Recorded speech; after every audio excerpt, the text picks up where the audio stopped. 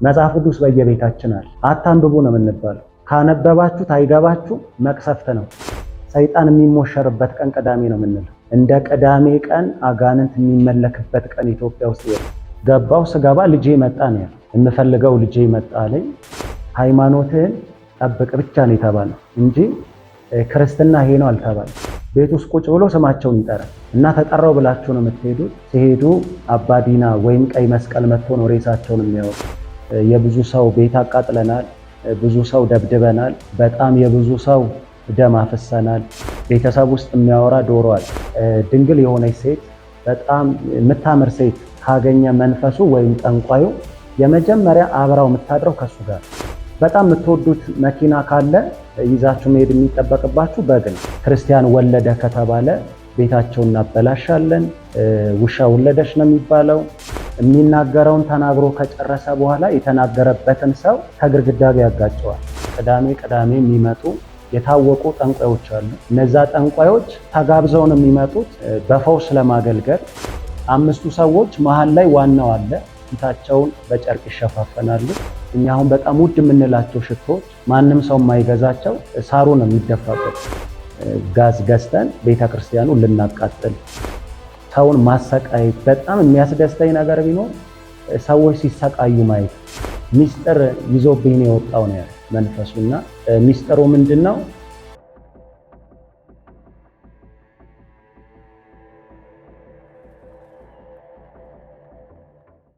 ስሜ ማስረሻ በላይ ይባላል። ወይም በቤተ ክርስቲያን በተሰጠኝ መንፈሳዊ ዓለም ላይ በምታወቅበት ከልጅነት ቀጥሎ በእግዚአብሔር ቤት ውስጥ እንዳገለግል እግዚአብሔር በሰጠኝ የአገልግሎት መጠሪያ ስም መጋቢ ማስረሻ ይባላል። እንግዲህ ወደ ጌታ የመጣሁበት መንገድ ጌታ ኢየሱስን ያገኘሁት 1996 ዓመተ ምህረት የፋሲካ ዋዜማ ጊዜ ነው።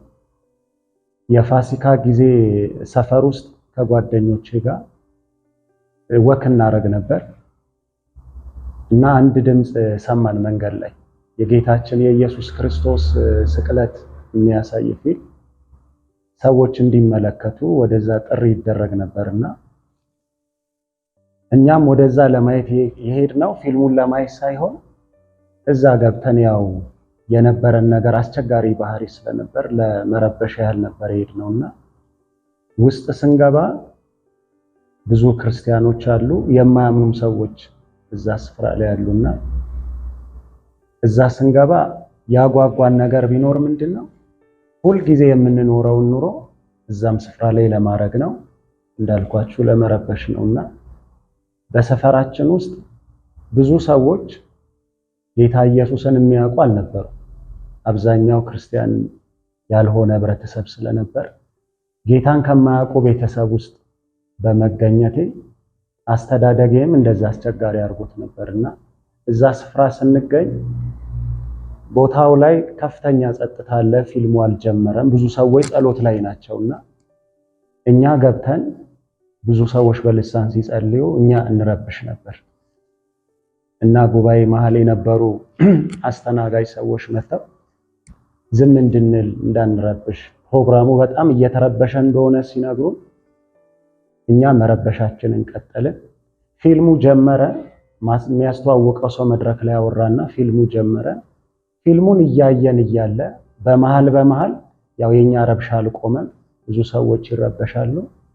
ነገር ግን መጨረሻ ላይ ጌታ ኢየሱስ የሚያዝበት ሰዓት ሲደርስ ከጌታ እራት በኋላ ከደቀ መዛሙርቱ ጋር በነበረ ጊዜ በይሁዳ ታልፎ ሲሰጥ እሱ ጋር ሙሉ ልቤን ወሰደው፣ ትኩረቴን ወስዶት ነበር። እዛ ጋር መረበሻችንን አላቆምንም። እኔ ግን እዛ ጋር ቆሜ ነበር፣ ሌሎቹ ቀጠሉ። እዛ አዳራሽ ውስጥ የነበሩ ሰዎች መስማትም ፊልሙንም ማየት አልቻሉም። አንዳንዶች ደግሞ መጸለይም አልቻሉም እና በነበረው ግርግር ፊልሙ ላይ ያለው ሳይሆን የጌታ የኢየሱስ እኔን የሚያገኝበት መንገድ ስለሆነ ነው እዛ ስፍራ ላይ ልቤ የተሸነፈውና ከጌታ ኢየሱስ ከተያዘ ጀምሮ እስከ መስቀል ድረስ ያለው ጊዜ ብዙ አቅሜን ያሳጣኝ፣ መረበሽ እንዳልችል ያረገኝ፣ ከነሱ ጋርም የነበረኝን ነገር እንዳቆም ነው ያረገኝ። ኢየሱስ ላይ ይደርስ የነበረው ያ ሁሉ መከራ ያ ሁሉ ስቃይ፣ ያ ሁሉ ግርፋት ለኔ ነው እንጂ ለማንም እንዳልሆነ ነው የገባኝ። በዛ ሰዓት ጌታ ኢየሱስን ያገኘሁበት የመጀመሪያ ዓይኔን የከፈተው እውነትን እንዳውቅ ያደረገኝ ያኔ ነበር እና ጌታን ሳገኝ ልቤ በኃይል ነው የተነካው። ኢየሱስ የተሸከመው ያንን መስቀል፣ ያ ሁሉ ላዩ ላይ የነበረው ጅራፍ፣ ያ ሁሉ ስቃይ ለኔ እንደሆነ ገባኝ። ብዙ ጊዜ ያንን ፊልም አይቼው አውቃለሁ። እንደዚህ አይነት መነካት ግን ነክቶኝ አያውቅም። የህይወቴን የመጀመሪያ መነካት ያገኘሁት የዛን ቀን ነው። ፊልሙ ሳያልቅ እኔ ወጥቻለሁ። ቀጥታ የሄድኩት ወደ ቤት ነው። ቤት ገባው፣ ማንንም ማውራት አልቻልኩም። ምክንያቱም ውስጤ ላይ የቀረ ነገር ቢኖር አምላክ ሰው መሆኑን ብቻ ሳይሆን በዚህ ልክ ለሰው መከራ የተቀበለበት መንገድ ለኔ ምን ሰርቼለት እንደሆነ አልገባኝም። ሊመልስልኝ የሚችልም ማንም ሰው የለም። በዛ ምሽት ሌሊቱ እንደዚሁ ነጋ። ፋሲካ ነበር፣ እሁድ ቀን። ማክሰኞ ጠዋት በሰፈር ውስጥ ማቀው አንድ መዝሙር ቤት የሚሰራ አንድ ወንድም ስንታየው ይባላልና እሱ ከጎጃም ከሞጣ በስደት ወደዚህ አዲስ አበባ መጣ። እሱ ይዞኝ እንዲሄድ ነገርኩት። ሰዓቱ ወደ 4 ሰዓት አካባቢ ነው። እኔ ደግሞ 8ኛ ክፍል ተማሪ ሆኜ ከሰዓት ትምህርት ስለምገባ እሱ ጠዋት ይዞኝ እንዲሄድ ነገርኩት። አላመነኝም። ምክንያቱም ሰፈር ውስጥ የነበረን ባህሪ አስቸጋሪነታችንን በጣም ሰፈር ውስጥ አሰልቺ እንደሆነን ያውቃል። አላመነም። በጣም ገፋሁት ይዞኝ እንዲሄድ። እሱም ይዞኝ ሄደ። ቸርች ገባን። ቃለ ሕይወት ቤተክርስቲያን ነበር እና የመጀመሪያ የጠየቁኝ ጥያቄ ጌታ ኢየሱስን እንዴት ልታምን ቻልክ የሚል ነው። ዓለም አስጠላችን ያልኳቸው እና ዓለም ላይ የነበረኝ ህይወት ተደጋጋሚም ነው አሰልችም ነው። ነፍሴ በጣም እረፍት አታለች። ብዙ መንከራተት አለ። የነፍሴን ጥያቄ የሚመልስልኝ ሰው የለም እና በቀጥታ ጌታ ኢየሱስን ተቀበልኩ። በህይወቴ አይቼው ማላቀውን ደስታ፣ በህይወቴ አይቼው ማላቀውን እረፍት የዛን ቀን ጌታ ሰጠኝ። እኔና ጌታ ለመጀመሪያ ጊዜ የተገናኘንበት፣ ከዓለም ወደ ጌታ ቤት የመጣሁበት፣ ዓለም የበቃኝ እኔ ለዓለም የሞትኩበትና ለጌታ ሕያው ሆኜ የምኖርበትን ቀን የጀመርኩት የዛን ቀን። የዛን ቀን ለኔ ትልቅ ደስታ ነው። ትምህርት ቤትም ባልሄድ ህይወት እሱ ብቻ ቢሆን ለኔ ደስተኛ ነበር። ግን ህይወት ይቀጥላል። መማር አለ፣ መስራት አለ። ትምህርት ቤት ሄድኩ። ምን እንዳሳለፍኩ አላቅም። ደስታዬን ግን ሴንስ አደርገዋለሁ። ምን አይነት ደስታ እየተሰማኝ እንደሆነ በደንብ ነው የማውቀው። ከዛ በኋላ ደህንነት ስማር እንደኔ ቀድሞ የሚገኝ የለም። አስታውሳለሁ ብዙ ተማሪዎች አልነበርንም፣ ጥቂት ነን። ጌታ የነካኝ መነካት ግን ከደህንነት በላይ ነው ለኔ። ደህንነት የሚያስተምሩኝ ሰዎች የቤተ ክርስቲያኗ መጋቢ ወይም በጊዜ የነበረ መንፈሳዊ ዘርፍ ኃላፊ ነበርና እሱ ነበር የሚያስተምረኝ። ወንጌላዊ ደስታ ይባላል። እሱ እያስተማረኝ እያለ ብዙ የአገልግሎት ጫና ስለነበረበት ሊያስተምረኝ ስላልቻለ በቀጥታ ፓስተር ዮናስ፣ ምናልባት ብዙዎቻችሁ ስለምታውቁት ቀጠና 2 ሙሉ ወንጌል እዛ አገልጋይ የነበረ፣ እነሱ አስተማሩኝ። ከ1 ዓመት በኋላ ተጠመኩኝ። የተጠመኩበት ጊዜ እሱ ማረሳው ጌታን ከተነካውበት ጊዜ ጀምሮ ታኅሳስ 4 1997 ዓመተ ምህረት ነበርና ለኔ የመጠመቄ ቀን ውሃ ውስጥ ገብቶ መውጣት አይደለም። በቃ ጌታ በእኔ ሊኖር፣ እኔ እንዳበቃሁኝ ለጌታ እንደሞትኩኝ እሱ ደግሞ በእኔ ሊኖር እንደፈቀደ የዛን ቀን ለኔ ገብቶኛል። ከዛ ቀን በኋላ ህይወት በፍጹም ነው የተቀየረው። እንደ ትላንትና መኖር አልችልም። ምክንያቱም እኔ ሞቻለሁ። የትላንትናው ሰው አይደለሁም። አሁን አዲስ ሰው አድርጎኛል ጌታ። ህይወቴ በሙሉ ጌታ በሚፈልገው ውስጥ ነው የገባው። ግን ይሄንን ነገር ስነግራችሁ እንደዚሁ በቀላሉ መጥቼ ወይም በቀላሉ ጌታን አግኝቼ አይደለም። አንዳንድ ነገር በዚሁ ምስክርነቴም ስለሆነ ብዙ ሰዎችም እንዲማሩበት እንዲታነጹበት፣ ምናልባት አንዳንዶቻችሁ እንደዚህ አይነት እስራት ውስጥ ሆናችሁ ከሆነ ጌታ ኢየሱስ በምን ያህል ፍቅር እንደሚወዳችሁ ምን ያህል እንደሚራራላችሁ እስከተማጡ ድረስ በምን ያህል ትዕግስት እንደሚታገሳችሁ ይሄንን ምስክርነት ሰጣችሁ በደንብ ይገባችኋል ብዬ አስባለሁና እኛ ቤት ውስጥ እናትና አባቴ አዲስ አበባ ከተማ ላይ በጣም ትልቅ አምልኮ ወይም የባዕድ አምልኮ ጥንቆላ ከነበረበት ቤተሰብ መካከል አንዱ የኔ ቤተሰብ ቤት ነውና የኔ ቤተሰብ ቤት ውስጥ የነበረው አምልኮ ጌታን ከማግኘቴ በፊት የነበረው አምልኮ ለአንዳንዶቻችሁ ግር ይላል። ያልተለመደ ነገር ነው ያለው። መንፈሳዊ ዓለም ሪል ነው። እኔም ማቀው ጌታን ሳቅ ሳይሆን ጌታን ከማወቄ በፊት ከፍተኛ መንፈሳዊ መረዳት የነበረኝ ጌታን ከማወቄ በፊት ነው። እዛ ቤት ውስጥ የነበረው ነገር አጋንንት አይደለም ይሰራል ብለን የምናስበው እግዚአብሔር የተገለጠላቸው እግዚአብሔር ይሰራባቸዋል ተብሎ ነው የሚታሰበው።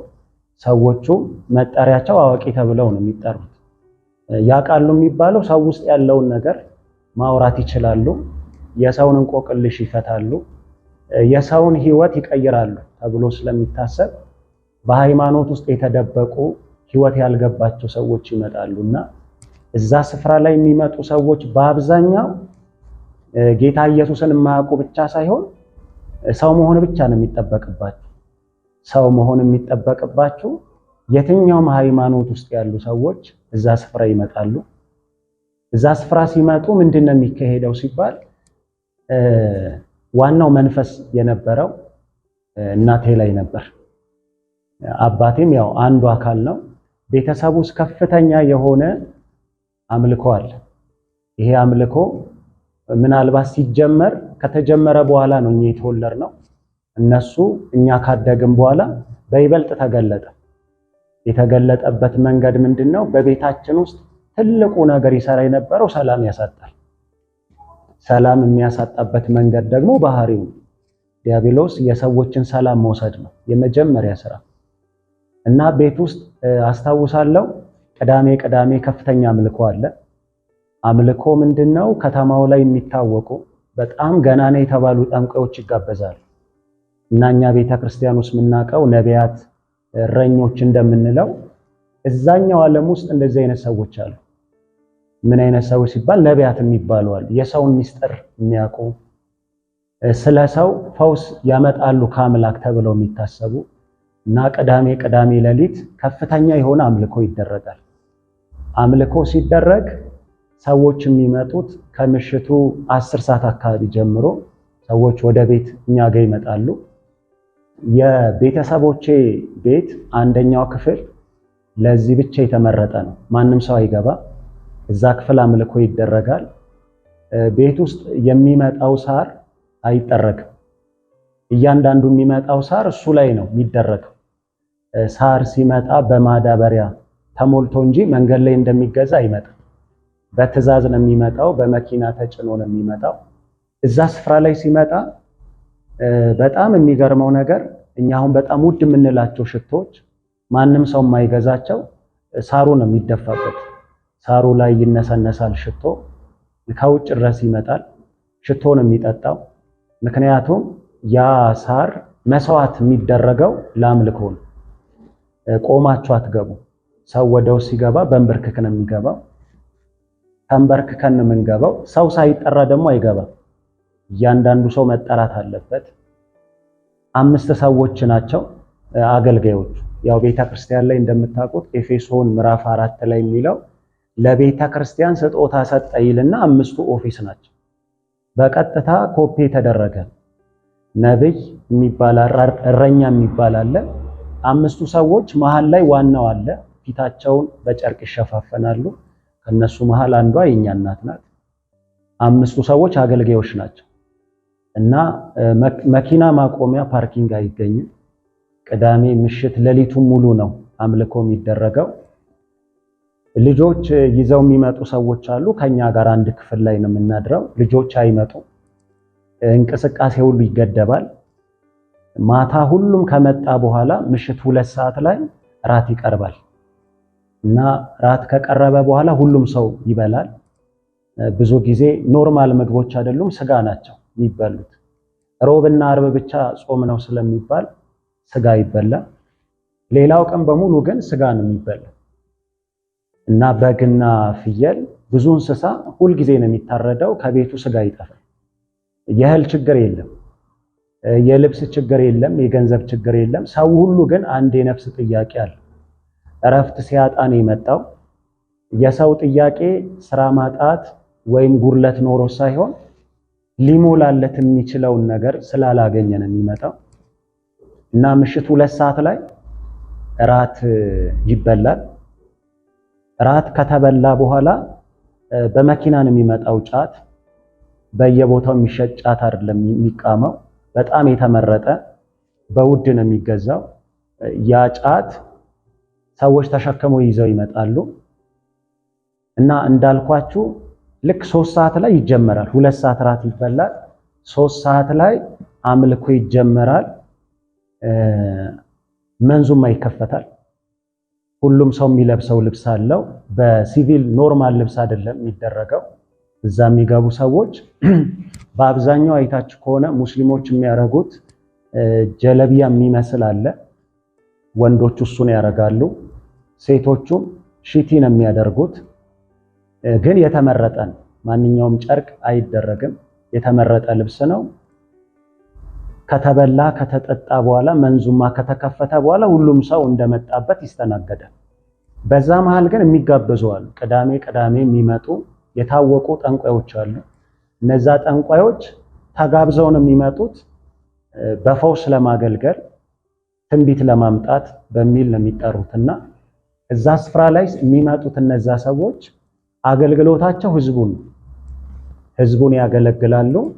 እና መንዙማ ተከፍቶ ጫት መበላት ይጀምራል። ያው ይቃማል እና ቡና ይፈላል እስከ ንጋት ድረስ ነው።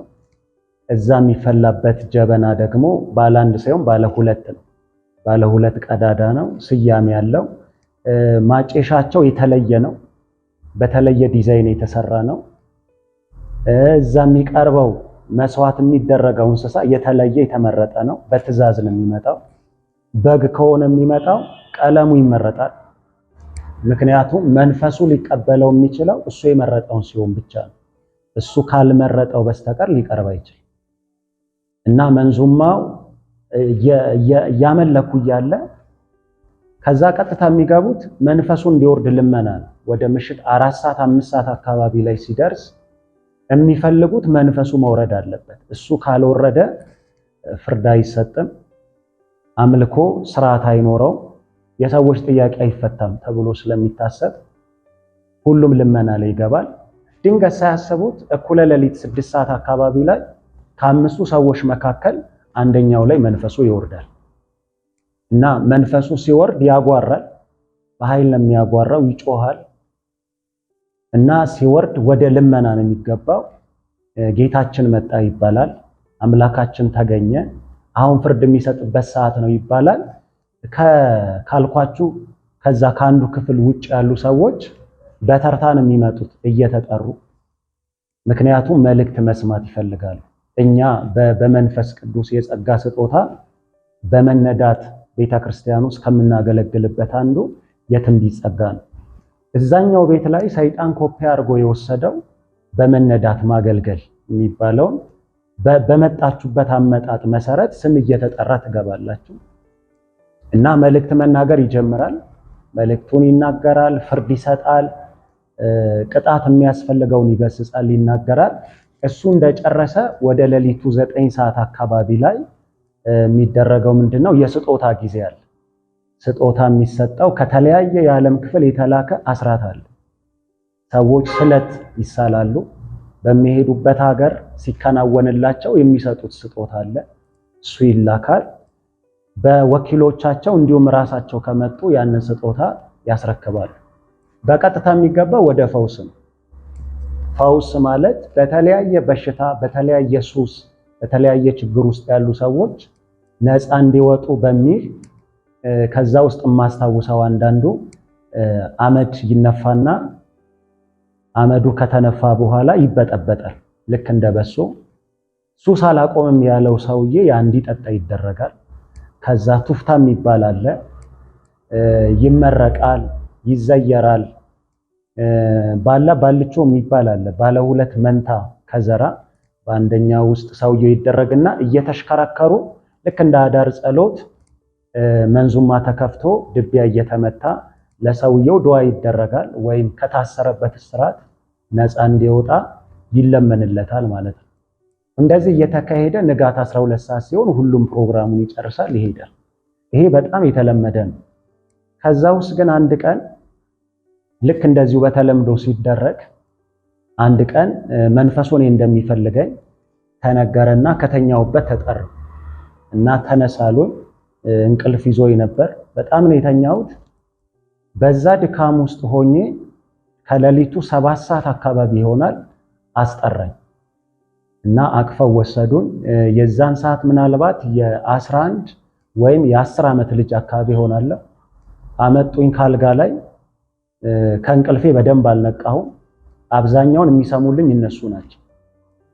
በኋላ በሩ ጋር ስደርስ ወደ መኝታ ቤት ወይም ወደ አምልኮ ክፍል ሲደረስ ሰው ቆሞ አይገባም፣ ተንበርክኮ ነው የሚገባው እና ተንበርከክ ተባልኩ። ገባው። ስገባ ልጄ መጣ ነው ያለው። የምፈልገው ልጄ መጣ አለኝ። ገባሁኝ። ከዛ ቀጥታ ያገኘኝ የተጋበዘ ዋናው አገልጋይ ጋር ነው የገባሁትና በእጁ ጫት የያዘ ጀርባዬን መታ። ቱፍታ የሚባል ውሃ ይጠጡና ያኘኩትን ጫት የሰው ግንባር ላይ ይረጫሉ ወይም ይተፋሉ። ከዛ ያዘጋጁትን ነገር ትወስዳላችሁ። የተለየ ካህን እንደምንለው ለእግዚአብሔር እንደሚመረጥ መንፈሱን ሰዎችን ይመርጣል እና አንተን እፈልግሃለሁ፣ እኔን ታገለግለኛለህ፣ እኔ ያሳድግሃለሁ፣ ለኔ ነው የምትኖረው አለኝ። በጣም ትልቅ የሆነ እልልታና ጩኸት ነበር። ምክንያቱም እኔን ስለመረጠኝ እሱን ላገለግል እንደሆነ እንደተመረጥኩኝ ሲያውቁ ደስታቸው ወደር አልነበረው እና ከፍተኛ እልልታ ነበር፣ ጩኸት ነበር። አይደለም መንፈሱ ወርዶ ስትመረጡ ሌላ ክብር እንደሆነ እነሱም ያውቃሉና በኋላ ተመልሰተኛ አሉኝ። ከዛ ቀን በኋላ ግን የነበረኝ የህይወት አካሄድ ጤናማ አይደለም። የሚያስደስተኝ ነገር ደም ማየት ነው፣ ሰዎችን መፈንከት ነው፣ ከሰዎች ጋር መደባደብ ነው፣ ሰውን ማሰቃየት። በጣም የሚያስደስተኝ ነገር ቢኖር ሰዎች ሲሰቃዩ ማየት ነው። የሰዎች ሐዘን፣ የሰዎች ለቅሶ ለኔ ደስታ ነው። ሰው ለምን አየኝ ብዬ ይጣላል። ሰፈር ውስጥ አለ እድሜ ጋንግስተር እንደሚባለው የራሳችን ቡድን ነበረን። በጣም ነው የምንፈራው።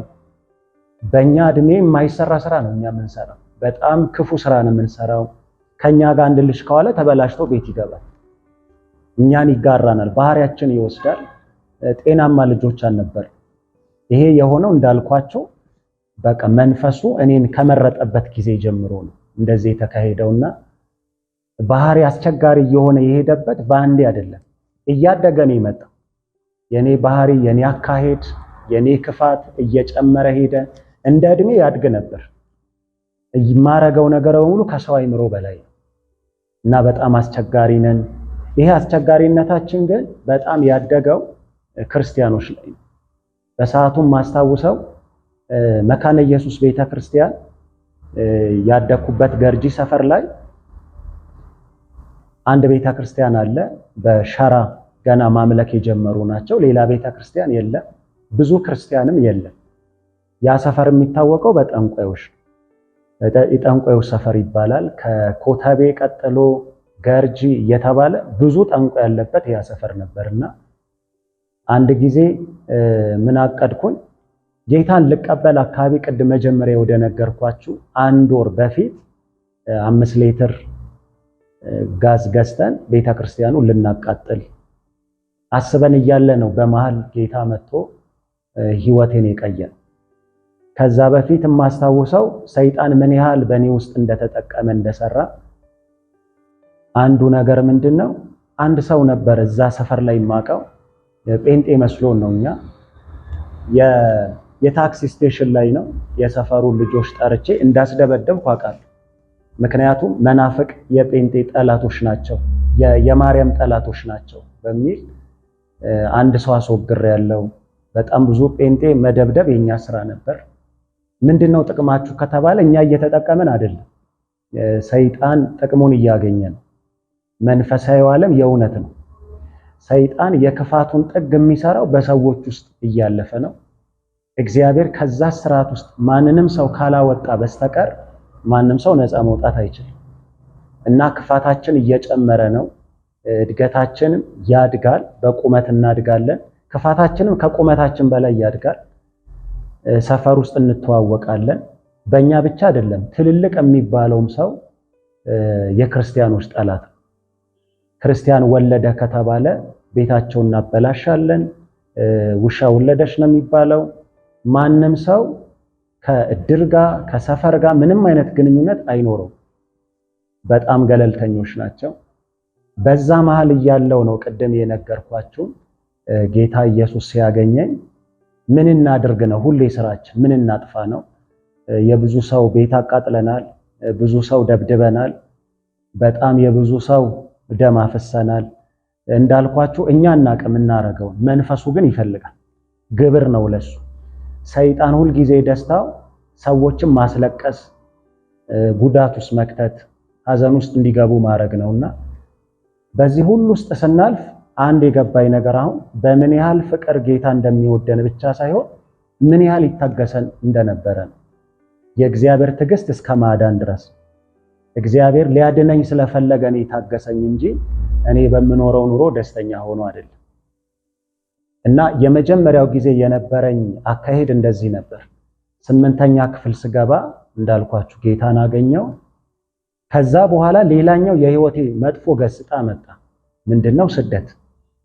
ጌታን ሳገኝ እንዳልኳችሁ ሰፈር ውስጥ ጌታን የሚያቅሰው በጣም ውስን ነው። 10 አይሞሉ፣ የተራራቁ ናቸው። እነሱም ህብረት የላቸውም። አብዛኛው ኃይል ያለው ክርስቲያን ያልሆነ ሰው ነው። እዛ ሰፈር ውስጥ ጌታ ኢየሱስን ሳገኝ ህይወቴን ሲቀይር የመጀመሪያ የመጣብኝ ስደት ከቤት መውጣት። ከቤት ስወጣ 8ኛ ክፍል ሚኒስትሪ ተፈታኝ ነበር። ጌታን ሳገኝ ያለኝ ብቸኛ ምርጫ የመጣውን መከራ መጋፈጥ። እግዚአብሔር ሊያሰለጥለኝ የፈለገው መንገድ እንዳለ አውቃለሁ። የተነካሁበት መነካት ፈተናን እንዳሸነፍ አድርጎኛል። የእግዚአብሔርን ጸጋ የተለማመድኩት በዛ ጊዜ ውስጥ ነበርና ጌታን ሳገኝ ትልቁ ለኔ ውለታ የዋለችልኝ ቤተክርስቲያን ናት። ውሎ ይዛ ነው፣ አዳሬ ይዛ ነው። ከጥበቃዎች ጋር የማሳልፈው፣ እነሱ የሚበሉትን እበላለሁ። ከዛ ውጭ ግን የምበላበት መንገድ የለኝም። ተማሪ ነኝ፣ በዛን ሰዓት ልጅ ነኝ። የስራን ዓለም አላውቀው። እማውቀው መማርን፣ ቤት መግባት ነው። ይሄ ነበር የኔ ህይወት። ጌታ ኢየሱስን ሳገኝ የተገለጠውን ዓለም ነው ያጋጠመኝ። ድሮ ስለኔ የሚሸፍኑ ሰዎች አሉ። ምበላውን የሚሸፍኑልኝ አሉ፣ ምኖረው የሚሸፍኑልኝ። አሁን እኔና ጌታ ብቻ ሆነ። ወደ ግራም ወደ ቀኝም ምንም አይነት ሰው አጠገቤ ላይ አልነበረምና ከቤት ወጣሁኝ። ውሎዬ አዳሬ ቤተክርስቲያን ውስጥ ነበር እና ብዙ ሰዓቴን የማሳልፈው ፈልጌ አይደለም። በሰዓቱ ምጾመው ምጸልየው አማራጭ ስለሌለኝ ረሃብን ወደ ፋስቲንግ ቀየርኩት፣ ጾምና ጸሎት። በዛ ውስጥ ሆኜ 1 ዓመት ሚስ አድርጌያለሁ፣ አልተማርኩም። ምክንያቱም የሚከፈለውን ክፍያ መክፈል አልችልም። ትምህርቴን ግን ማቆም አልፈልግም። እማራለሁ ትምህርቴን ብዬ አስቤ በመሃል ይሄ ነገር ገባ እና ትምህርቴን ግን ከ1 ዓመት በኋላ እግዚአብሔር መንገድ አዘጋጀልኝ። ትምህርቴን ቀጠልኩ። ስደቱ ሲመጣ እስከ መታሰር ድረስ የሚያደርስ ነው። በቀጥታ ኑሮዬን የመጀመሪያ ያጋጠመኝ ከቤተ ክርስቲያን ውጭ ጎዳና ላይ እና ጎዳና ላይ አድርበት የነበረው ባስ ስቴሽን ነበር። እዛ ባስ ስቴሽን ላይ ስተኛ ጊዜው ወደ ሐምሌ አካባቢ፣ ከባድ ክረምት ነው። ክረምቱ አንድ ነገር ነው፣ ምግብ የለም። የሞቀ አልጋ ላይ ነው የምተኙት። አሁን እኔ ደግሞ ስወጣ የገጠመኝ ባዶ መሬት ላይ ብረት ላይ መተኛት። በዚህ ሁሉ ውስጥ ግን የሚያስደስተኝ ነገር ደስታዬን ማንም ሰው ሊነካው አልቻለም። በውስጤ ያለው ሰላም እንደተጠበቀ፣ ውስጤ ላይ ያለውን ሰላም፣ ውስጤ ላይ ያለውን እርካታ ማንም ሊረብሸው አልቻለም እና ደስታዬን ጌታ ኢየሱስ አድርጌ ነበር የኖርኩት። በዛ መሃል ከተወሰነ ጊዜ በኋላ ክርስቲያኖች ያውቁ ስለነበረ ፈለጉ። ያው ስደት እንዳለብኝ ያውቃሉ፣ መከራ ውስጥ እንደማልፍ ያውቃሉ። አገኙ። እና በሰዓቱ መገናኛ አካባቢ ባስ ስቴሽን ላይ ነበር ምተኛው። ያሳለፍኩት ከባድ ጊዜ ነው። እንዳልኳችሁ ሐምሌ ነው። ሐምሌ ከባድ የክረምት ጊዜ ነው። ምግብ አታገኙ እና በደህና የተሰራ ምግብ ጤናማ ምግብ ነበር በልጅነት የዘመን ስበላ የነበረውና በቀጥታ የገጠመኝ የተጣለ ምግብ መብላት አማራጭ የሌለው ግዴታ ነው እና የተገኘውን ሁሉ ለቃቅሜ የምበላበት ጊዜ ነበር። እዛ ጎዳና ላይ ስትኖሩ አስከፊው ነገር ብርዱ ብቻ አይደለም፣ ማንም ሰው ሊመታችሁ ይችላል። ምክንያቱም ጠጪ ያጋጠማቸዋል፣ ፖሊስ ያጋጠማቸዋል። ለምን እንደወጣው ማንም ሰው አያውቅም። ከዛ ቦታ ደግሞ የሰፈሩ መሪ ደግሞ አለ፣ ጎረምሳ አለ፣ የጎዳናው የሌሊት ደግሞ አለቃ አለ። እሱ ደግሞ ያባራቸዋል። ከዛ ስትሄዱ ደግሞ ወይ ትቦ ላይ ነው የምታድሩት። በጣም ከባድ ጊዜ ነው እና ወገኖች አገኙ። በጣም አዝነዋል። የደረሰብኝ ነገር ከባድ ነው። ልብስ ይዘው መጡ፣ እዛው ቀየሩልኝ። ወደ ነበርኩበት ቤተክርስቲያን ይዘው ይገቡና ይሄን የምነግራችሁ በጣም ባጭሩ ሁኔታ ነው እንጂ በጣም ሰፊ ነገር አለ ያለፍኩበት መንገድና ጎዳናው የሳምንታት ጊዜ ነውና ሳምንታት ግን ዓመታት ነው። በጣም ረጅም ነው ላለመደ ሰው። ጌታ ኢየሱስ እዛ ውስጥ እንዳበረታኝ አይቻለሁ፣ በብዙ እንዳገዘኝ። ቤተክርስቲያን ስመለስ ሰልፉ ግን አልቆመም። ምክንያቱም ሰልፍ የሚቆመው ቦታ በመቀየር እንዳልሆነ ገብቶኛል። እግዚአብሔር እኔ ላይ ፕሮግራም ነበረው፣ እኔ ላይ አጀንዳ አለው። አጀንዳውን እስካቅ በደንብ እስኪገባኝ በመንፈሳዊ ደግሞ እድገት እስኪኖረኝ ሰልፎች አብረው ነበሩ። በኋላ ግን መጀመሪያ ያልኳችሁ ስደት ሲመጣ አሁንም ስደቱ ነበር እና ስደቱ የነበረው በምንድን ነው? አሁንም እፈለጋለሁ። ምክንያቱም ምንድን ያለው ሚስጥር ይዞብኝ ነው የወጣው ነው ያለው መንፈሱና ሚስጥሩ ምንድነው? የመጀመሪያ ጌታ ኢየሱስን ሳገኝ ቤተሰብ ውስጥ የሚያወራ ዶሮ አለ እና ለብዙ ሰው አዲስ ነውና ያ ዶሮ የሚያወራው ከእናቴ ጋር ነው። ዋናው መንፈሱ የሚጠቀመው እሷ ላይ ነበርና ከሷ ጋር ይግባባሉ። ማንም ሰው እዛ ግቢ ውስጥ መግባት አይችልም። ያ ዶሮ የተገዛው ቤተሰቡን ለመጠበቅ እና ማንም ሰው ሲገባ ሰውን ይናከሳል፣ ሰው ላይ ይወጣል። ጌታን አግኝቼ ወደ ቤት ሲሄድ የመጀመሪያ ያደረኩት እኔ ውስጥ ያለው የመጀመሪያ ፋየር የመጀመሪያ መነካት ነውና ዶሮ መግደል እና ቤት ሄድኩኝ። እንደገባሁኝ ምክንያቱም ዶሮ የሚያውቀው በመንፈስ ነው፣ አካል አለው ኖርማል ዶሮ ነው። ነገር ግን እሊያው ላይ ያለ መንፈስ የቤቱ ጠባቂ ነው። በትዕዛዝ ነው የተገዛው። ያላቸው ቦታ ነው ያገኙት። ዶሮ ስገባ ሮጠ። ለምንድን ነው የሮጠው? ተዋውቀን አይደለም። መጀመሪያም ያቀኛል። ቤተሰብ ውስጥ የተመረጥኩ ነኝ። እሱ ደግሞ የቤቱ ጠባቂ ነው። አምልኮ ሲቀርብ ያወራል ዶሮ። ስለዚህ ሊትራል የተገለጠ መንፈስ ነው። የመጀመሪያ ገባሁኝ ቤት። ስገባ እግሩን የተሰበረው ከፍተኛ የሆነ ችግር ነው የመጣው። ምክንያቱም የቤቱ ጠባቂ ነው፣ መንፈሱ የመረጠው ነው። ለምን ተነካው ነው ያለው። ሁለተኛ በቀጥታ ያደረኩት ነገር ምንድነው? ቤተሰብ ውስጥ ከአያቶቼ የነበረ ጨሌ ነበር አምልኮ የሚመለክ። ያንን ያደረኩት ሻንጣ አወረድኩኝ ከቁም ሳጥን ላይ። በጣም የጠቆሩ ሳንቲሞች አሉ። እነዛ ሳንቲሞች አይወጡም ከሻንጣ ውስጥ፣ አስራት ናቸው፣ ስጦታ ለብዙ ዓመታት የተቀመጡ ሳንቲሞች ናቸው። ጨሌዎች አሉ፣ የተቀመጡ ስጦታዎች አሉ። እነሱን ሰብስቤ ነው የጣልኩት። ቆሻሻ ውስጥ አልኳቸው። አይነካም። አሁን እኔ በክርስቶስ ኢየሱስ ሆኜ ነው ይሄን የደፈርኩት። ክርስቶስ ኢየሱስ የሌለው ሰው አይደለም መድፈር፣ ካልተፈቀደለት ሰው በስተቀር መንካት አይችልም።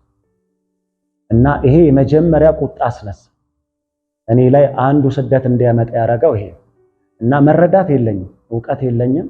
የማረገው ነገር ምንድነው? ከጌታ ኢየሱስ ውጭ የሆነ አምልኮ በሙሉ ካጋንንት።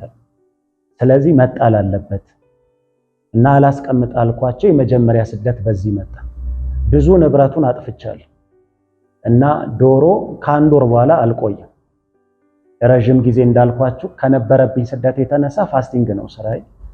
አልወጣም ከቤተ ክርስቲያን ውሎ ያዳሪ ይዛ ነውና ዶሮ ከአንድ ወር በኋላ ሞተ።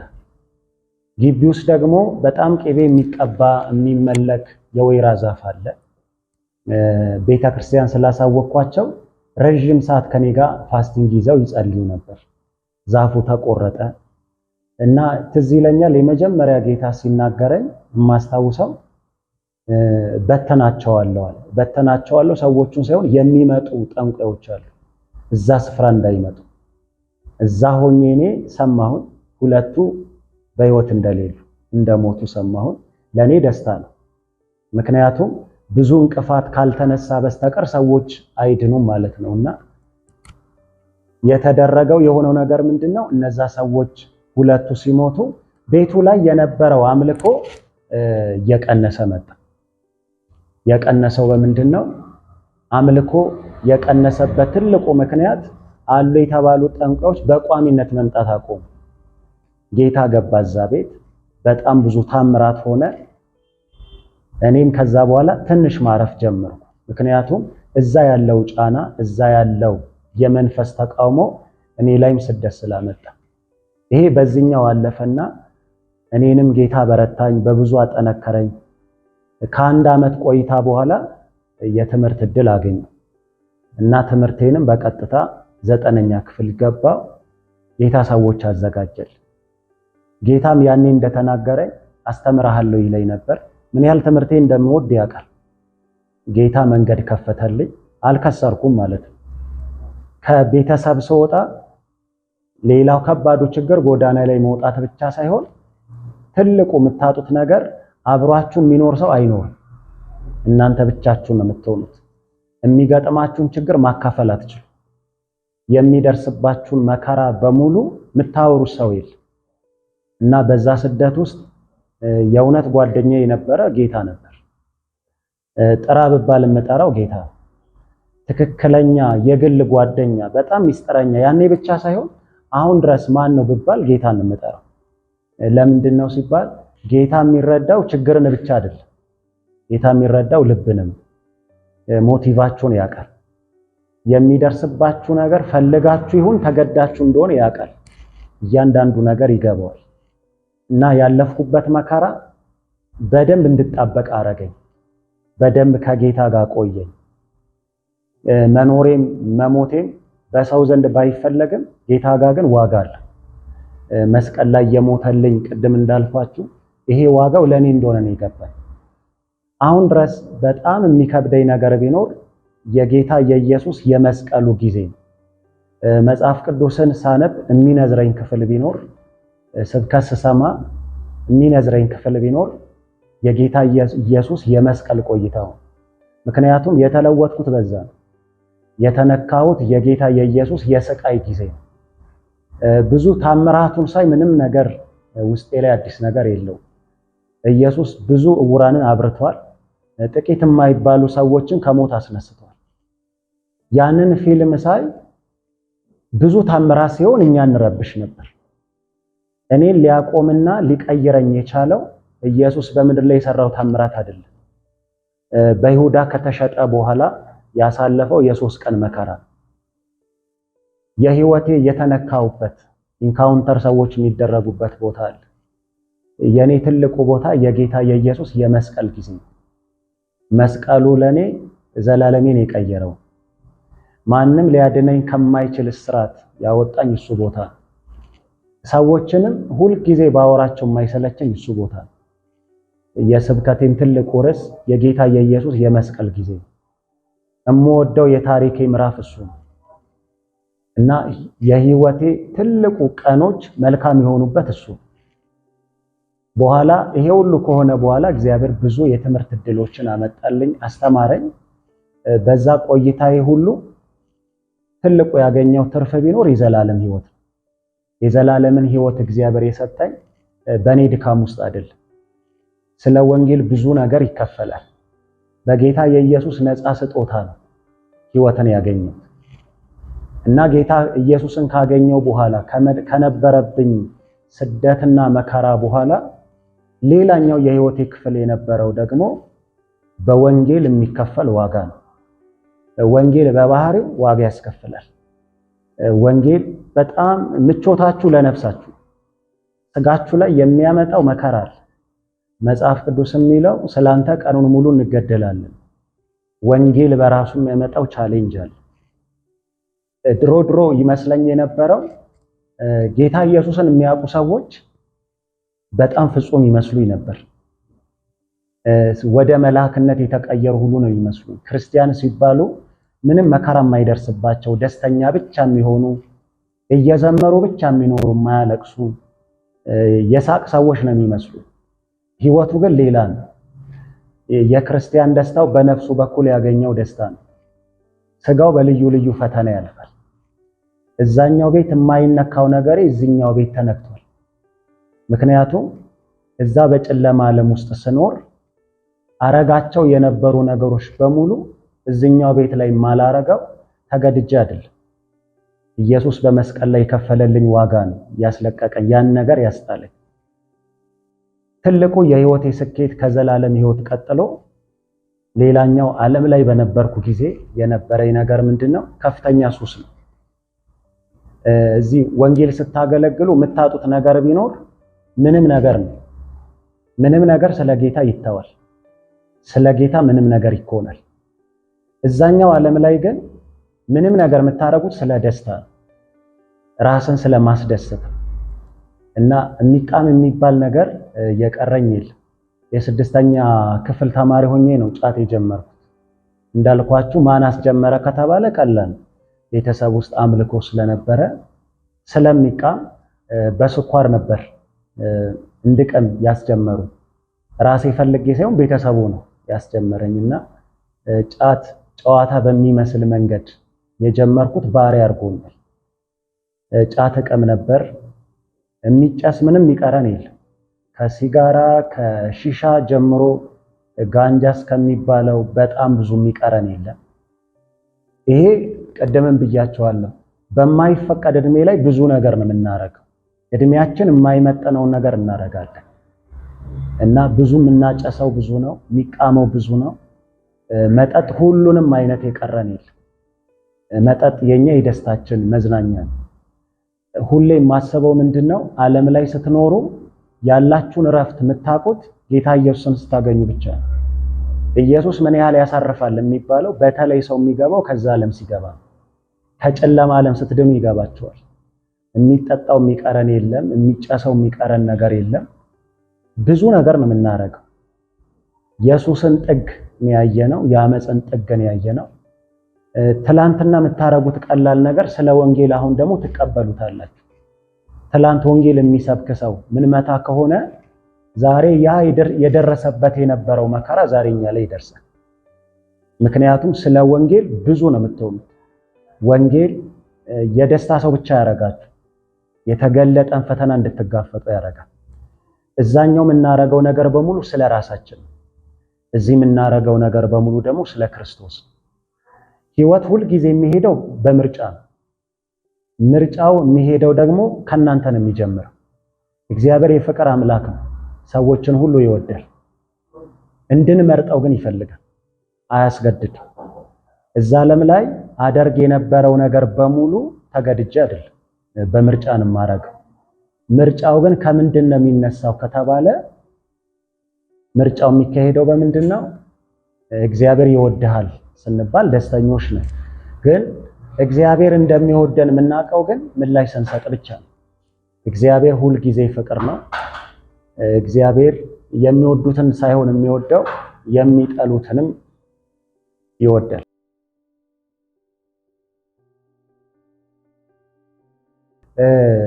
እዛ አምልኮ ቤት ውስጥ ይደረግ የነበረው ነገር ቅድም ያልኳቸው አለ፣ የአምስቱ ኦፊስ የሚባለው እዛ አምስቱ ሰዎች የሚያረጉት ምንድነው? ዋናው አለ። ዋናው መሃል ላይ የሚሆነው ተጋባዡ መሃል ይሆናል። እሱ ከሌሊቱ 7 ሰዓት አካባቢ የፈውሱን አገልግሎት የሚያደርግ ነው። ይሄ መንፈስ የሚወርድበት ሰው ግን መልእክት አምጪ ነው። መጽሐፍ ቅዱስ የሚነግረን የአንዱ መንፈስ እንደሚፈቅር ለእያንዳንዱ ጸጋን እያካፈለ ይሰጣል ይልና ማንም ሰው ይህንን የሕይወትን መጽሐፍ በራሱ መንገድ ሊተረጉም አይገባውም ወይም አይችልም ይላል።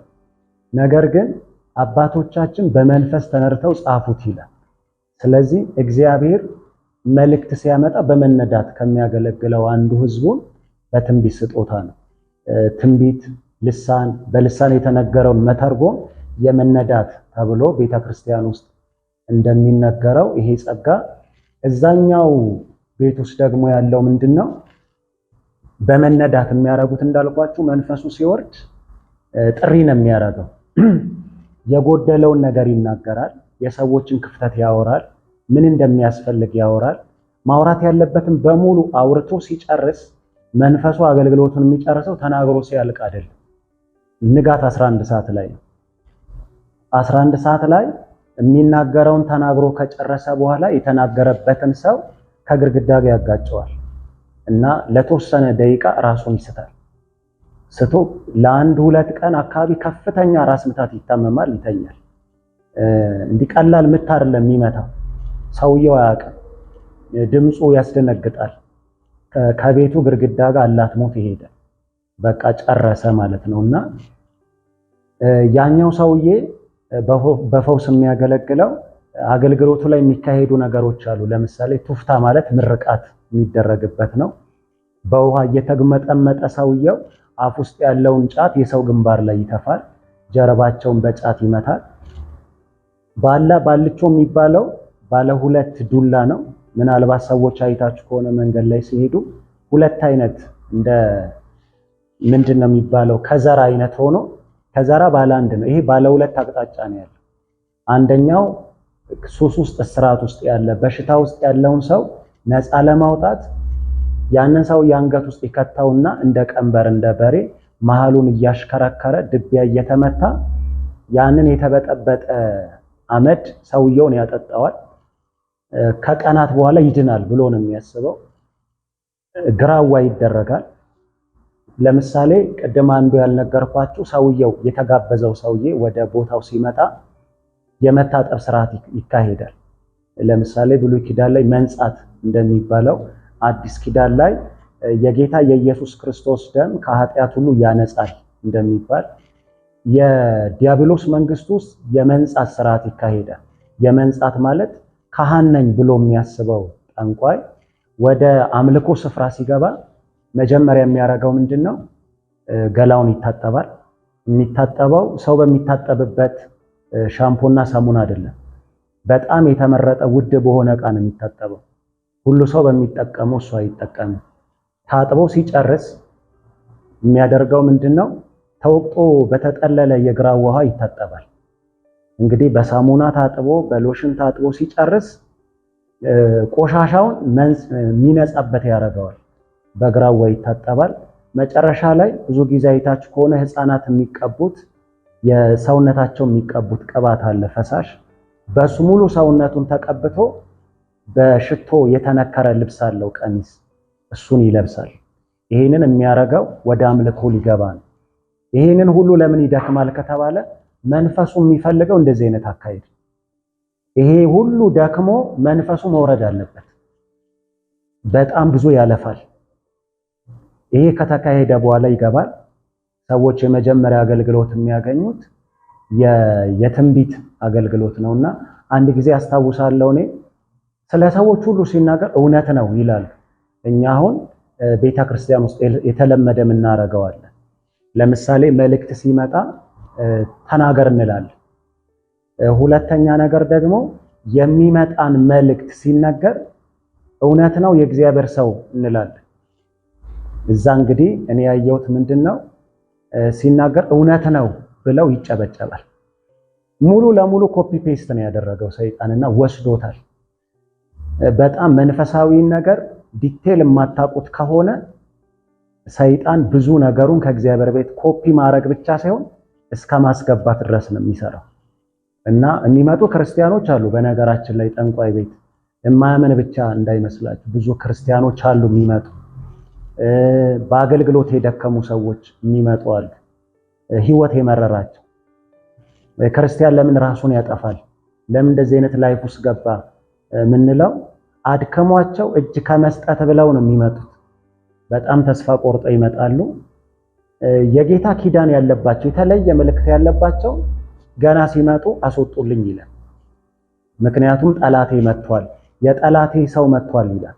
ጌታ ኢየሱስ ጠላቱ እንደሆነ ስለሚያውቅ። ሁለተኛ ደግሞ የሚለው ምንድነው? የንጉሱ ልጆች አሉ ይላል። የሰማዩ ንጉስ ልጆች አሉ ይላል። የሰማዩ ንጉስ ጌታ ኢየሱስ ነው። የሱ ልጆች አሉ የሚለው ክርስቲያኖች ሲመጡ አስወጡልኝ ይላል። በደንብ ማወቅ ይፈልጋል የሚያገለግለውን ሰው መንፈሱ እና መልእክት ይነገራል። ጌታ ተናገረኝ ብለን ደስ እንደሚለን እዛ የሚመጡ ሰዎች መንፈሱ ስለተናገረኝ ብለው ኪዳን ይገባሉ ወይም ስለት ይሳላሉ። ስለታቸውን ካልፈጸሙ ግን ቤተሰብ ውስጥ ብዙ ነገር ይፈጥራል። ለምሳሌ ሌላኛው ነገር የሚደረገው ምንድነው? ድንግል የሆነች ሴት በጣም የምታምር ሴት ካገኘ መንፈሱ ወይም ጠንቋዩ የመጀመሪያ አብራው የምታድረው ከሱ ጋር በጣም ብዙ ሴቶችን አብረውት እንዲያድሩ ያደርጋል። ይሄን የሚያደርገው ግን መርጧታል በሚል መርጧታል ብሎ ኢቭን ባልና ሚስቶችን ራሱ የሚለየው እዚህ ቡና እንድታገለጊ እንድታፈይ መርጦሻል ይላታል። መንፈሱ ይዟታል፣ አጥቅቷታል። መንፈሷ ተይዟል። ሮጣ የምትሄደው ቤቷን ጥላ ሰውየው ጋር ነው። ትካደማለች ማለት ነው። ለሚመጡ ሰዎች ቡና ታፈላለች። አብሯት ተደጋጋሚ ጊዜ ያድራል። ባልየውን በሆነ ነገር ሊያስረው ይችላል። ብዙ ነገሩን ይመታበታል። ስለዚህ ብዙ ሰዎች ማጋባት ብቻ ሳይሆን ማፋታትም ይሰራል። እግዚአብሔር ምን ይወዳል ከተባለ ኪዳንን ያከብራል፣ የባልና የሚስት። የሰይጣን ደግሞ ትልቁ ታርጌት ማፋታት። ሲያፋታም እየመረጠ ነው። ይፈልግሻል ይላል። ወንዶች ሆነው ሲሊፐር የማይቀይሩ አርጎ ያስቀራቸው ብዙ እድሜያቸውን የበላ ብዙ አሉ። የሚሰራው በጣም ብዙ ነው።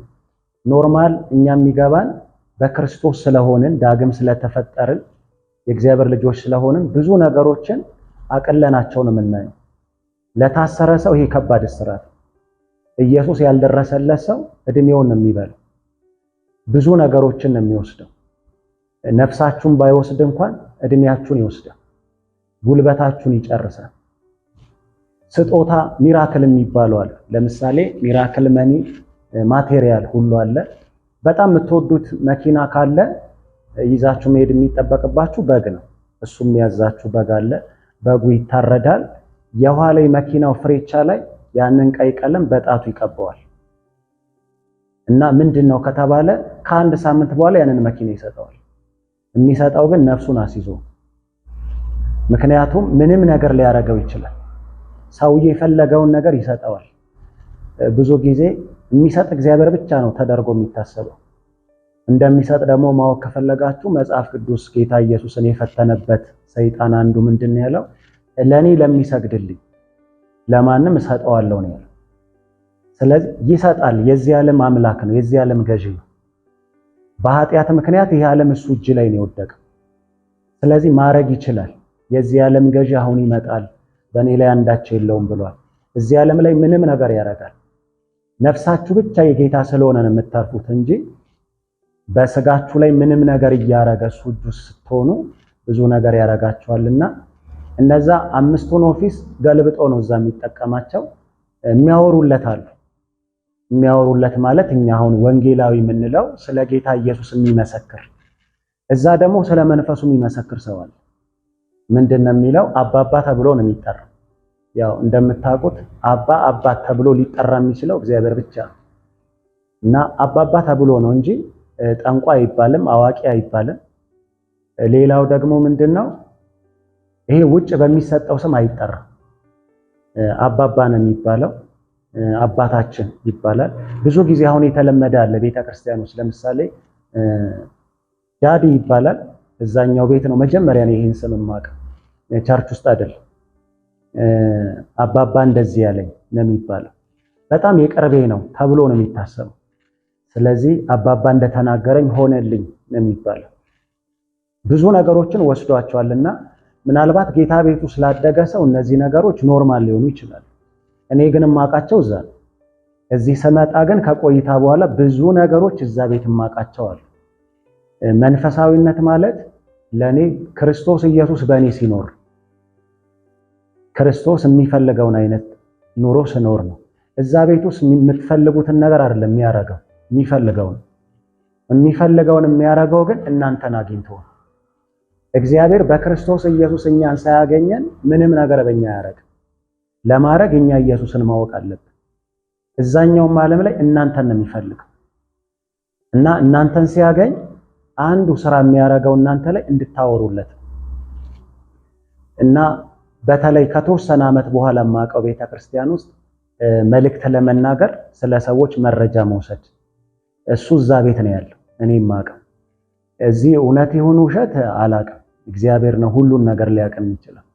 እዛ ቤት ግን ማቀው እኔ ምንድነው ለምሳሌ ኢንፎርሜሽን ይሰበሰባል፣ ይመዘገባል። ሰዎች ለምንድን ነው የመጣችሁ ተብለው አይ የትዳር ኬዝ አለብኝ፣ የታመመ ልጅ አለኝ፣ ሆስፒታል ውስጥ የገባ ሰው አለኝ ተብሎ መረጃ ይሰበሰባል። ከዛ ከመጋረጃው በስተጀርባ ሁለት አይነት መንፈስ ነው ያለው። አንዳንዱ ሪል የሚሰራ አለ፣ ትክክለኛው ፖሰስድ ያደረገው መንፈስ አለ። ሁለተኛው ግን ኢንፎርሜሽን የሚሰበስበው አለ። ኢንፎርሜሽን የሚሰበስበው ወረቀት ላይ ይመዘግብና በመጋረጃ ውስጥ በመስኮት በኩል ለጠንቋይ ይሰጠዋል። ይሄ የምላችሁ እኛ ቤት ውስጥ ያልነበረው ነው። እሱ ፌክ ነው። ይሄ ፌክ የሆነበት ምንድነው? መጋረጃው ይደበቃል። የጠንቋዩን ፊት አታዩት፣ ድምጽ ብቻ ነው የምትሰሙት። ወረቀት ላይ ያነበበ ሰው ይጠራል፣ ስም ይጠራል እና እየጮሽ ነው የምትገባው። ስሜ ተጠራ ብላ ነው ጠርቷ ሳይሆን ወረቀት ላይ የተጻፈ ነው፣ በኢንፎርሜሽን። አብዛኞቹ እንደዛ የሚሆንባቸው ሰዎች የተናገራቸው ነገር አይሆንም ኢንፎርሜሽን ስለሆነ። ይሄኛው እኛ ቤት ውስጥና ሌሎች ጋር ያየሁት ነገር ግን ሪል ነው። መጋረጃ የለም እንዳልኳችሁ፣ ይለመናል፣ ድቢያ ይመታል፣ መንዙማ ይከፈታል፣ ይጮሃል። መስዋዕት አነሰው ተብሎ በሌሊት በግ ፍለጋ ይወጣል። ጫት ይፈለጋል በመኪና መስዋዕት እንዲቀር መንፈሱ እንዲወርድ። ይሄ ሁሉ ከሆነ በኋላ ሲወርድ የሰዎችን ነገ አይደለም የሚናገረው፣ ትላንትናና ዛሬ። የሰዎችን ነገ መናገር የሚችለው እግዚአብሔር ብቻ ነው። የነገ ባለቤት እግዚአብሔር። ሰይጣን ትላንትን ነው የሚያወራው፣ ዛሬንም ያወራል። ዛሬን የሚያወራው ግን ስለሚያውቃችሁ ምን እየሰራችሁ እንደሆነ ምን እንደምትፈልጉ ያውቃል። ነገን በእርግጠኝነት የሚያወራው እግዚአብሔር ብቻ ነው። ነገ የሰይጣን አይደል። ነገ የሰይጣን ስላልሆነ ነው ቀድሞት እግዚአብሔር ያዳነ። ብዙዎቻችን አለን ብሎ ሲጠብቀን ነው ሰይጣን ያመለጠው። ምክንያቱም እግዚአብሔር የነገ ስለሆነ ዛሬ ላይ ቆሞ ነገን ይሰራል። እዛ ቤት ውስጥ አራተኛው የሚሰራው ምንድነው? ምልጃ የሚባል አለ። ለምሳሌ ቤተ ክርስቲያን ውስጥ የምልጃ አገልግሎት አለ። ያ የምልጃ አገልግሎት እዛ ቤት ውስጥ ደግሞ ምንድነው የሚሰጣችሁ? ለምሳሌ ለአባቴ ማክሰኞ ነው የተሰጠው፣ ለእናቴ ደግሞ ሮብ ነው። ምንድነው እሱ ከተባለ ለምሳሌ እኔ ጌታን ካገኘሁበት ቀን ጀምሮ እስከ ዛሬ የጌታ ቀን አለ። ሰኞ የጸሎት ቀን ነው። እዛ ቤቱ ስትኖሩ ቀን ይሰጣችኋል፣ መንፈሱን የሚሰጣችሁ። ማክሰኞ ያንተ ነው ትባላላችሁ። ማክሰኞን እንደ ፋስቲንግ ቀን እንደሚባለው ሰዎች ይይዛሉ። ከቤት አይወጡም፣ ቀጥራችሁ አይወጡም ከቤት። ዛሬ የኔ ቀን ነው ብለው ነው የሚነግሯችሁ። ሙሉ ቀን ይቀማሉ፣ ከቤት አይወጡም፣ በነጋታው ነው የሚወጡት። ቀን አላቸው ብዙ ሰዎች ፋስቲንግ እንደምንለው። 99% የሚሆነውን ሰይጣን ከእግዚአብሔር ቤት ይሰረቀ። አንዳንድ ነገሮችን አሁን ቤተክርስቲያን ላይ እኔም ማያቸዋሉ ከዛ ኮፒ የተደረጉ በጣም የተገለጡ ዊችክራፍት የሚገለጡ አሰራሮች አሉ። እነሱም በጣም የተገለጡ ናቸው ስለምታውቁት። ያልተለመዱ ነገሮች ግን ክርስቲያን ጋር ሲመጣ እግዚአብሔር አረገው የሚባሉ ነገሮች። ሰይጣን ሪል ነገር የለውም፣ እውነተኛ የለውም፣ የተሸፋፈነ። እግዚአብሔር ምንም ነገር ሲሰራ የእውነት ነው የሚሰራ፣ ሲያድን የእውነት ነው የሚያድነው። ሰይጣን ምንም ነገር ሊያረግላችሁ ከፈለገ አሲዞ ነው የሚያረገው። እግዚአብሔር ተመልሱልኛላችሁ ብሎ አይደለም የሚያረገው፣ ባትመልሱ ነው የሚያረግላችሁ። ምንም ነገር ሲያረግ ከፍቅር ተነስቶ። ሰይጣን የሚያረገው አሲዞ። እኛ ቤት ውስጥ ወደ 3 ወንዶች ነበርን መጀመሪያ ከአንድ እናት የምንወለደው። ሁለቱን የገደላቸው መንፈስ ነው። አንድ የኔ ታላቅና አንድ የኔ ታናሽ እና ካደኩ በኋላ ነው የሰማሁት። የማስታውሰው ምንድነው ሁለቱንም ልጆች የገደላቸው በጣም ሕፃን ሆነው በሚታቀፉበት ጊዜ ላይ አንደኛው የፈላ ወተት በጥጦ ተሰጥቶት ነው፣ ሙሉ ጉሮሮ ተቃጥሎ ነው። አንደኛውም በአጥሚት። በጣም ብዙ ሰዎች ጌታ ኢየሱስ ያልደረሰላቸው ሰዎች ቤቱ ስትገቡ ወይ አልጋ ላይ የተኛ ሰው አለ፣ ወይ ከቤተሰብ ውስጥ ወንድ ተገሏል። ሰይጣን አታክ የሚያደርገው ነፍስ በህይወት እንድትኖር አይፈልግም መሬት ላይ። ምክንያቱም በቆየን ቁጥር የእግዚአብሔር አጀንዳ ሰዎች በክርስቶስ እንዲያምኑ የኛን ቆይታ አይፈልገው። ሰዎች እድሜ ሲቀጠልላቸው ክርስቶስን እንዲያውቁ ሁለቱ እንደዛ ነው የገደላቸውና እኔም በተደጋጋሚ ጊዜ ጌታ ተርፎኛል ከሞት እና ይሄንን ስም ሲሰጠኝ ከቤተሰብ ሳይሆን ከጌታ ዝም ብሎ የሚያስረሳ መሆን አይቻልም። ልታስረሱ ከቻላችሁ ብቻ ነው እና ከብዙ ጊዜ በኋላ ስሜን መቀየር ፈልግ ነበር። ብዙ ጊዜ ይነገረኝ የነበር ወደ ጌታ ቤት ስመጣ ስምህን ቀይር፣ እዛ ቤት የተሰጠህን ስም ቀይር። ስሙ ላይ ሳይሆን እኔ ደግሞ ማምነው ስም ተጽዕኖ አለው። ስም የራሱ ትርጉም አለ። ስምን ግን የሚያጸናው ተግባር ሳይሆን እግዚአብሔር። ስማችሁን ሲለውጠው ለክብር ሲጠቀመው ነው ስማችሁን ለክብር የሚያደርገውና እግዚአብሔር ሲያጸናልኝ መጽሐፍ ቅዱስ ላይ ዮሴፍ በስደት ወደ ግብጽ ሲገባ 2 ልጆች ወለደ። አንደኛውን የአባቴን ቤት አስረሳኝ ሲል ምናሴ ያለው ማስረሳት ማለት ነው።